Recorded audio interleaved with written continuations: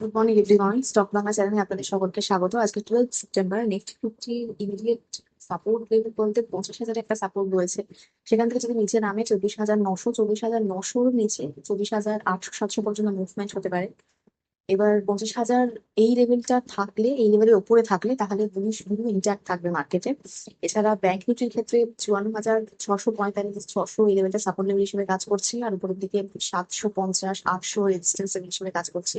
Immediate support আর resistance এর কথা বলছি। সেন্সেক্স এর ক্ষেত্রে 81,500 লেভেলটা সাপোর্ট লেভেল হিসেবে কাজ করছে, আর উপরের দিকে 81,600-700 এই লেভেলটা রেজিস্ট্যান্স লেভেল হিসেবে কাজ করছে। এছাড়া আজকে গিফট নিফটি সিগন্যাল দিচ্ছে ফ্ল্যাট ওপেনিং এর। আর গ্লোবাল মার্কেট দেখে সেখানে আমরা দেখছি যে ভালো রকম একটা পজিটিভ মোমেন্টাম, কারণ ইনফ্লেশন ডেটা আমরা আগের দিন দেখেছি, যেটা এক্সপেক্টেড ছিল 2.9%, একদম সেইটা এসছে। অতএব যে রেট কাট হওয়ার যে ব্যাপারটা, সেইটা মানে 99% ছিল যে রেট কাট হবে। তার মানে সেই দিকে আরো এগোচ্ছে ব্যাপারটা। তো মার্কেটের একটা ভীষণ পজিটিভ রিয়াকশন।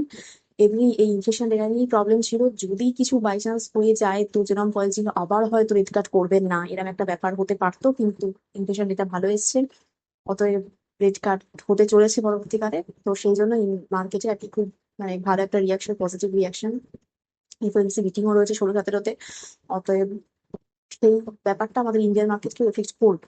আজকে দেখা যাক এই ব্যাপারে মার্কেটের কোনো রিয়াকশন থাকে কিনা।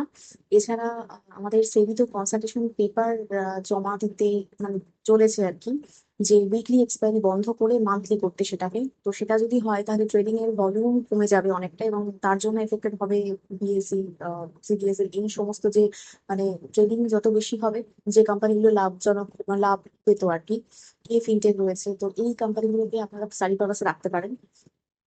আহ, কারণ পরবর্তীকালে যদি মান্থলি এক্সপায়ারি হয়ে যায়, উইকলিটা উঠে গিয়ে, তাহলে এদের সেই জন্য আমরা আগের দিন পড়তেও দেখলাম, তো স্টাডি পারপাসে রাখতে পারেন। এছাড়া আমাদের ইন্ডিয়ার যে জিডিপি ডাটা, সেটা পিচ আর কি করেছে ফোরকাস্ট যে পুরো ইয়ারটার জন্য 6.9%, মানে ভালো করেছে এক্সপেকটেশন। তো ওর মতে যে ডোমেস্টিক ডিমান্ড বাড়বে, বিশেষ করে এই যে কনজাম্পশনটা বাড়বে, তার কারণ হচ্ছে জিএসটি রেশনালাইজেশন। এই জন্য আমরা দেখছি যে কনজাম্পশন বাড়বে। তো সেটা যদি বাড়ে, ট্যারিফ ইম্প্যাক্ট কিছুটা পড়বে, কিন্তু তা সত্ত্বেও বলছে যে 6.9% গ্রোথ হবে জিডিপি। তো সেটা ইন্ডিয়ান মার্কেটের ক্ষেত্রে একটা গুড নিউজ। দেখা যায় মার্কেট যাতে কি রিয়াক্ট করে। এছাড়া আমরা আজকে আহ মানে আগের দিন আমরা দেখলাম যে ইনফোসিস বাইব্যাকের যে প্রপোজাল ছিল সেইটা আর কি হচ্ছে। ইনফোসিস বাইব্যাক মোটামুটি 1,800 টাকা প্রাইজে 18-19% প্রিমিয়ামে ইনফোসিস কিন্তু বাইব্যাক করবে, এবং সেটা শিওরলি দিয়ে দিয়েছে। 10 থেকে 14 হাজার কোটি টাকার এরকম 10 কোটি শেয়ার বাইব্যাক হতে চলেছে। এবং তার সাথে সাথে তার আইটি সেক্টর আজকে দেখার থাকবে, এবং টিসিএস ও পরবর্তীকালে করতে পারে, সেটারও একটা রিপোর্টের মাধ্যমে রয়েছে, এখন অফিসিয়ালি কিছু নয়, তবে করতে পারে। তো আইটি সেক্টর আজকে নজরে থাকবে। এছাড়া টাটা ক্যাপিটালের একটা আইপিও আসছে, এইটা রয়েছে। এছাড়া ইন্ডিয়ার ক্ষেত্রে আমরা দেখছি 450 কোটি ফান্ড রেজিং করছে পারপেচুয়াল বন্ড মাধ্যমে। পারপেচুয়াল বন্ড এবার মানেটা কি, মানে একটা কনস্ট্যান্ট পিরিয়ডের জন্য শুধু ইন্টারেস্ট পেয়ে যাবে যারা আর কি বন্ডে নিবেশ করছে। মানে মেন যে ক্যাপিটালটা সেটা ফেরত কবে পাবে সে, সেটা না, সেটা ফেরত পায় না অ্যাকচুয়ালি। পুরো একটা মানে কনস্ট্যান্ট মানে কন্টিনিউ, এই জন্যই পারপেচুয়াল বন্ড কন্টিনিউ একটা ইন্টারেস্ট পেয়ে যায়। তো এই পারপেচুয়াল বন্ডের মাধ্যমে ইন্টারেস্ট 450 কোটি টাকা ফান্ড রেজিং করতে চলেছে। এছাড়া আরবিএনএল 169 কোটি টাকার প্রজেক্ট পেয়েছে লোয়েস্ট বিডার হিসাবে ওয়েস্ট সেন্ট্রাল রেলওয়ে প্রজেক্টের কাছ থেকে। এছাড়া ফোন পের ক্ষেত্রে আমরা দেখছি যে FY 2027-এ ওরা নিজেদের টার্গেট রাখছে 1,500 কোটি প্রফিট, যেটা টার্গেট রয়েছে। তো ফোন পে, পেটিএম, এই কোম্পানিগুলোকে আপনারা স্টাডি পারপাস রাখতে পারেন। এছাড়া রেলওয়ে থেকে অর্ডার পেয়েছে জুপিটার ওয়াগন, তার যে সাবসিডারি, সেটা 113 কোটি অর্ডার রয়েছে, এবং তার জন্য জুপিটার ওয়াগনকে আমরা 70% আগের দিন র্যালিতে দেখলাম। এছাড়া ডিফেন্স থেকে অর্ডার পেয়েছে প্রিমিয়ার এক্সপ্লোসিভ 7.8 ক্রোড় অর্ডার পেয়েছে মিনিস্ট্রি অফ ডিফেন্স থেকে।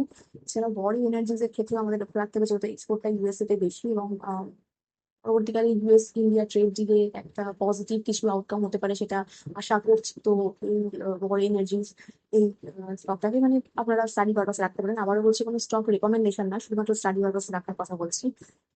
এছাড়া মারুতির ক্ষেত্রে আমরা দেখছি যে যেহেতু এরকম জিএসটি রেশনালাইজেশন হচ্ছে, 20% গ্রোথ ওরা এক্সপেক্ট করছে যে ফেস্টিভ ডিমান্ডের জন্য।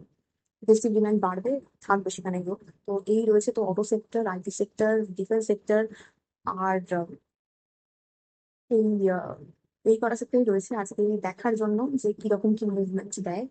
এছাড়া আজকে নিফটি 25,000-এর নিচে মানে নামার তো কথা নয়, যা মার্কেটের পজিটিভ সেন্টিমেন্ট রয়েছে। তো দেখা যাক কি হয়। তো আজকে আমি ভিডিও এখানেই শেষ করছি। প্লিজ আমার এই ভিডিওর উপর ডিপেন্ড করে কোনো ইনভেস্টমেন্ট করবেন না। আমি কোনো সিভিল অ্যাডভাইজার নই, শুধুমাত্র এডুকেশন পারপাসে ভিডিও করা। দেখা হচ্ছে নেক্সট।